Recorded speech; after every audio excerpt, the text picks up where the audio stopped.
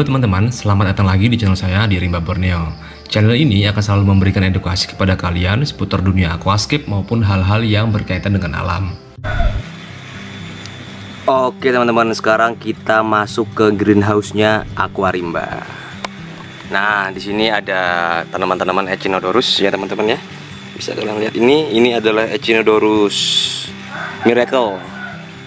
Nah, ini beberapa jenis Echinodorus yang kita bibitin ya di sini di kondisi darat di pasir, yang di sana itu yang di meja ya. Oke.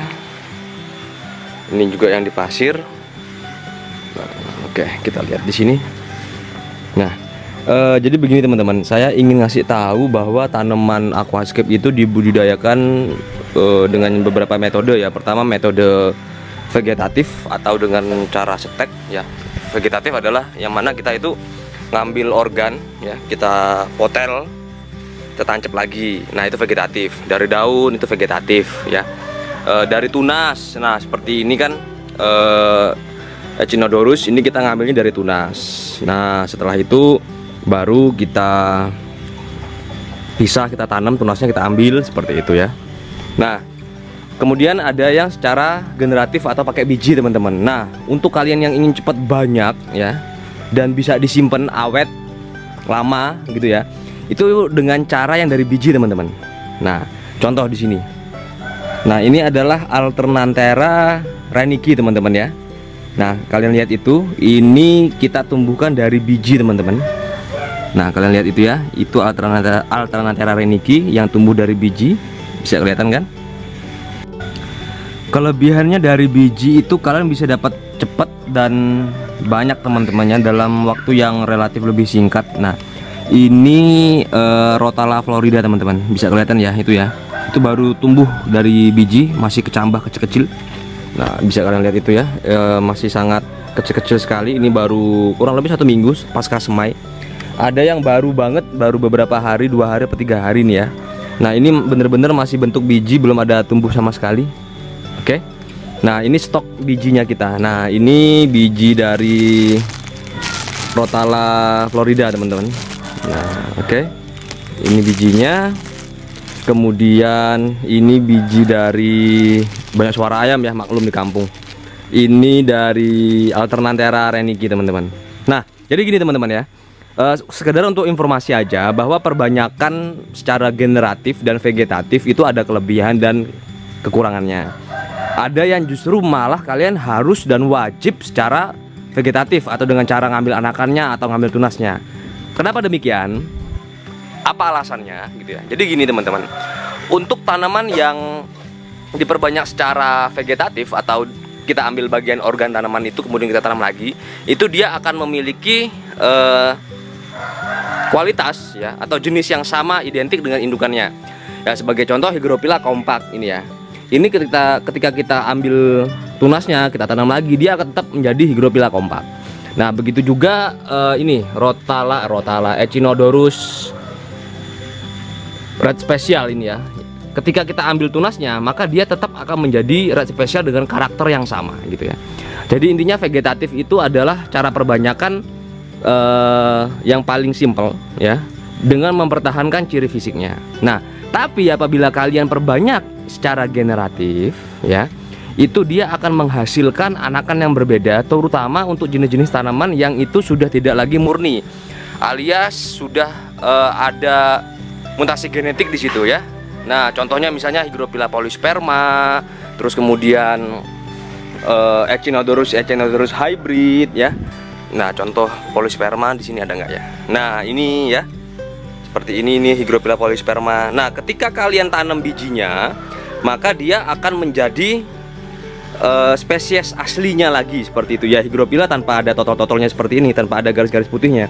Atau ketika kalian nanam tadi Hygrophila, maksud saya Alternanthera reniki ya. Nah, kalian percaya atau tidak, Alternanthera reniki ini ya, ini adalah biji dari Alternanthera rosa nervic, Alternanthera reniki mini ya. Ketika ditanam bijinya, dia akan kembali menjadi Alternanthera reniki biasa teman-teman. Nah, kenapa demikian? Ya karena aslinya Alternanthera itu ya spesiesnya Alternanthera reniki. Nah kemudian kita sama orang ya dimasukin ke dalam laboratorium atau seperti apa, kemudian diubah sifat-sifat genetiknya sehingga dia menjadi kerdil ya, jadi Alternanthera reniki mini, kemudian menjadi Rosa nervix atau variegata, ada corak-corak putihnya. Pada dasarnya dia Alternanthera reniki biasa teman-teman. Jadi ketika dia tumbuh dari biji maka dia akan balik lagi menjadi Alternanthera reniki mini kayak gitu. Jadi kembali ke asalnya gitu teman-teman. Nah jadi tidak semua jenis tanaman itu ketika diperbanyak dari biji hasilnya akan sama seperti indukannya. Ya kecuali tanaman-tanaman spesies ya, kecuali seperti hair grass ya. Nah hair grass Japan yang seperti ini ya bijinya pun tumbuhnya akan menjadi hair grass Japan, tapi tidak dengan hair grass mini tropika ya. Ketika kalian tanam bijinya dia akan kembali ke hair grass biasa atau hair grass Japan. Karena Hagi tropika itu memang sengaja dikerdilkan teman-teman. Jadi dia bukan spesies terpisah gitu ya. Sehingga bijinya yang kalian tanam itu akan menjadi hair grass yang panjang kayak gitu. Seperti Ludwigia, misalnya Ludwigia repen kayak gini ya, ya anakannya tetap jadi kayak gini. Kemudian Ludwigia asperet ya, ini masih spesies original ya, anakannya atau yang dari biji tetap hasilnya seperti ini ya. Jadi kalian bisa memperbanyak biji untuk tanaman-tanaman spesies original yang belum dilakukan perubahan genetik secara buatan gitu. Kalau enggak ya dia akan kembali seperti pada umumnya atau ke sifat-sifat aslinya kayak gitu. Oke teman-teman, nah jadi begini ya, untuk mendapatkan biji ini bagaimana sih? Nah ini kalian bisa panen dari bunga Alternanthera ya, atau bunga Rotala yang sudah menghasilkan biji dan menjadi buah seperti itu. Kalian ambil, kemudian kalian jemur atau keringkan ya, selama kurang lebih 3-4 hari seperti itu, baru kalian simpan. Nah sebenarnya di alam pun dia bisa berkembang biak sendiri ya, tumbuh bijinya sendiri. Cuma gini, pada prakteknya kita di kolam budidaya itu kan air selalu basah, media kalian selalu basah ya, sehingga apa? Sehingga tidak ada proses pengeringan biji ya. Kalau di alam ya, tanaman seperti hair grass atau stem-stem seperti ini itu ketika memasuki musim kemarau dia akan kering, tanahnya kering, airnya surut, dia mati gitu ya, sehingga bijinya akan terkeringkan secara otomatis selama berbulan-bulan itu biasanya. Nah setelah musim hujan kembali dia akan tumbuh dari bijinya itu tadi. Makanya kadang rumput kan hilang, habis nggak ada sama sekali ya ketika musim kemarau.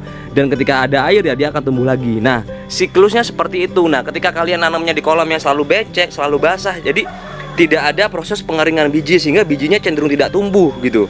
Nah maka dari itu kalian ambil, kalian keringkan. Nah seperti ini Alternanthera reniki. Kalian ambil bunganya seperti ini, kalian keringkan, kemudian bisa kalian semai langsung di pot kayak gitu. Nah ini yang Rotala Florida seperti itu ya. Ini ada ribuan biji ya, walaupun jumlahnya sedikit gitu teman-teman. Hair grass juga sama. Jadi hair grass itu bijinya di sini ya teman-teman. Nah itu ya, ini yang pentol-pentolnya ini bijinya. Kalau dia sudah cukup tua bisa kalian ambil ya, kalian potong, kemudian dijemur ya, dijemur, disimpan. Setelah kurang lebih 10 hari kering total, kalian bisa tanam, kalian semai gitu. Dan bisa jadi produk juga, kalian mau menjual biji Alternanthera gitu ya, itu bisa juga gitu. Jadi kalian bisa jual carpet seed, bukan carpet seed ya, stem plant seed. Nah biji stem plant gitu. Oke, yuk sekarang kita lihat ke dalam. Nah oke, ini untuk anubias teman-teman ya. Saya ingin update ya, beberapa sudah habis. Nah beberapa sudah beranak pinak. Ini Busia palandra kita. Nah ini anubias golden anakan ya teman-teman ya, yang masih kecil. Kita pisahin di sini untuk kita jual nanti. Mungkin ya ready bentar lagi lah ya, yang ukuran small ya. Kalau kalian mau yang versi ekonomis ya ini. Kemudian juga ada ini anubias nana ya teman-teman. Nah ini yang pot isinya 2-3 batang atau lebih. Nah itu bisa kalian lihat ya. Nah ini kita ambil yuk. Nah ini yang untuk versi pot isi beberapa batang ini masih belum ready. Mungkin ya bulan-bulan ini atau maksimal Januari udah saya readyin. Itu anubias petit ya teman-teman ya, yang masih saya tunggu sampai ngekelam dulu baru dijual. Ini masih agak lama, mungkin ya masih 3 bulan lagi baru dijual. Nah ini anubias nana juga bisa kalian lihat. Ini pakis microshowroom yang sunrise ya, yang pink, ujungnya orange ya, maksudnya bukan pink orange gitu. Oke, ini juga belum saya ready-in. Ya udah ready sih offline, tapi belum online. Udah ready offline, yang offline banyak banget yang beli. Oke, kita lihat di sini. Nah, ini Anubias golden kita. Nah, ini yang sudah tumbuh tunas cukup banyak. Ini sudah kita lakukan pemotongan, kalian lihat itu ya. Itu pucuknya sudah dipotong. Nah, setelah dipotong dia akan menumbuhkan banyak tunas. Nah, tunas-tunas tadi itu yang saya pisahin, saya taruh di pot itu tadi gitu ya. Dan beberapanya ya kita taruh di sini, taruh di situ. Yang anak-anakannya yang masih kecil-kecil itu. Nah, ini Anubias golden juga. Oke, nah ini Anubias potongan depan sebenarnya, cuma sudah agak panjang batangnya ya. Ini kurang lebih 1 bulan lagi sudah bisa kita potong lagi. Ya kita potong ini, kemudian nanti sisa batangnya akan numbuhin tunas gitu. Nah ini yang udah gundul ini ya, ini sudah saya panen ini pucuknya ini. Nah dia tinggal beberapa pucuk di belakang yang masih belum menumbuhkan tunas. Setelah tunasnya sudah tumbuh semua ya, maka rhizome ini sudah tidak lagi berguna. Kita buang karena dia tidak akan lagi menumbuhkan tunas gitu ya teman-teman ya. Nah itu masih menumbuhkan tunas. Ini yang depan sudah saya panen, tinggal sedikit belakangnya yang belum menumbuhkan tunas gitu. Ini ada Anubias broadleaf teman-teman, bisa kalian lihat ya. Ini Anubias broadleaf. Ya Anubias broadleaf juga sama, prosesnya sama aja, nggak ada bedanya. Kita lihat ya Anubias broadleaf yang udah saya potong dan mulai menumbuhkan tunas. Nah ini dia, kelihatan banget ya. Ini saya potong di sini, dia menumbuhkan ini tunas pertama, ini calon tunas kedua ya, itu kemudian mana lagi nih. Nah ini cukup banyak nih. Nah ini Anubias broadleaf yang sudah saya potong juga, kelihatan ya, sudah menumbuhkan tunas. Ini ada 1, ada 2, ada 3. Nah ini itu juga bekas potongan yang itu. Ini juga sama Anubias broadleaf yang sudah saya potong. Ini juga sama. Nah ini Anubias broadleaf ya. Ini tunasnya ada 1, ada 2, ada 3, dan yang belakang ini belum tumbuh. Nah jadi ketika ini sudah agak besar, yang depan ini saya panen, saya potek ya, saya putus, pisahin anakannya. Nanti barulah yang tunas belakang akan muncul. Tapi bisa juga begitu kalian potong kayak gini, semuanya tunasnya muncul dari depan sampai belakang gitu. Tapi jikalau seperti ini biasanya tunas depannya muncul, tunas belakangnya enggak. Sebelum akhirnya kita ambil yang depan, baru yang belakang tumbuh kayak gitu ya. Oke. Nah ini tinggal 1 ya, jadi udah saya panen semua. Ini udah nggak aktif, jadi sisa tunasnya ini hanya tinggal sisa tunas 1 ini gitu. Jadi ketika saya ambil ini udah nggak akan lagi mau numbuh tunas gitu teman-teman. Jadi ini ya akan saya besarin untuk saya jadikan indukan gitu, karena ketika dia masih nempel di batang utama akan jauh lebih cepat gede gitu. Nah sebagai informasi aja, anakannya ini usianya kurang lebih 3 bulan ya, 3 bulan pasca dia tumbuh. Nah ada yang 1 kloter dengan ini ya, tapi udah saya pisahin. Nah ini jauh lebih kecil teman-teman, ya apa enggak? Padahal ini lebih lama, ini usianya mungkin 2 bulan lebih tua daripada ini. Nah jadi ini saya pisahin dulu ya, kemudian ini tunas ini muncul gitu. Nah ini udah gede ya, walaupun daunnya baru berapa itu, 1, 2, 3, 4, 5 ya, tapi langsung gede-gede seperti ini karena dia masih nempel di batang tunasnya atau batang induknya kayak gitu. Sedangkan yang sudah saya lepas ini sudah punya berapa daun itu, 1, 2, 3, 4, 5, 6, 7, 8, tapi masih kecil ya. Lihat tuh perbandingannya ya gitu. Jadi ketika kalian pisah anakannya ukuran kecil itu, dia besarnya akan lebih lama teman-teman. Tapi kalau masih nempel dia jauh lebih cepat kayak gitu. Nah ini kan daunnya gede-gede ya. Ini dalam waktu 2 bulan kemudian pasti udah bisa sebesar ini daunnya gitu ya. Ini juga sama broadleaf.